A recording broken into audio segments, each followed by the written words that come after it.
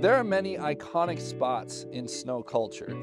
Places like the Swiss Alps or the Japan Powder or Whistler Blackcomb, Copper Mountain, Mammoth, these different places. And every rider, if they had an opportunity to go visit these things, would drop everything they're doing to go because they know that that experience is going to be an incredible experience. A couple weeks back, JSAW actually got the opportunity to go to Whistler Blackcomb. We took a crew of 8 dudes out there and they had an amazing experience, stories to tell, God moved in powerful ways, and every one of those riders, when they came home, knew how highly valued that trip was. Value is something we don't talk about enough as Christians. The world actually talks about value all the time. They seek it in love. They seek it in stuff. They seek it in experiences. But Christians, we have a value of a different kind. See, when God created us, it says in Genesis 1 that He made us in His image and His likeness. And that means we are created in the character, the likeness, the personhood of God. We have value because we are made in the image, likeness of God.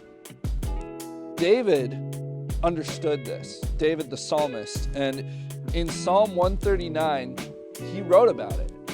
And in this psalm, he walks through a couple different ways of how he sees his value in God.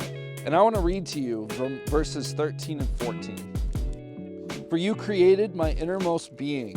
You knit me together in my mother's womb. I praise you because I am fearfully and wonderfully made. Your works are wonderful. I know that full well. See, David knew that he had value. He recognized that he was wonderfully made in the sight of God. And you might be thinking, well, David was this great dude. He slew a giant, he became king.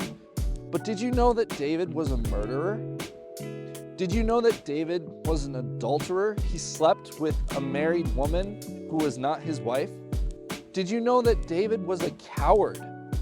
That when he was called upon for action, he shrugged away and hid in his kingdom instead of going out. And yet, David understood that he was wonderfully made in the sight of God. And that means that even though we see David as this great person, David is just like you and me. He went through struggles just like you and me. And yet, he was highly valued in the sight of God. He recognized that he was wonderfully made in the sight of God. And that means each one of us carry that same value. See, it wasn't David's kingdom, it wasn't David's crown that made him a man after God's own heart, like it says in Acts 13.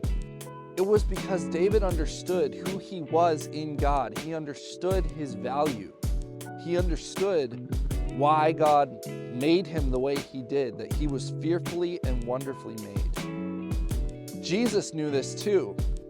When he's talking to the disciples and teaching them about different things about the kingdom of God, he says this in Luke 12, to consider the ravens of how they search for food and they're never without hunger, and yet they don't store it anywhere. God just takes care of that. And then he goes on to say that we are more valued than sparrows. God sees us as way higher than the sparrows, and yet look how they're taken care of. He also goes on to say as a result of this in John 13 that we should love one another just as Christ loved us. And Christ laid down his life for us because he understood how valuable we were to God. We have value, and the enemy wants us to see that we are worthless. The enemy wants to take that away from us. He wants us to look for that in places it doesn't belong. But God sees our value, and even when we mess up, just like David, we don't lose our value.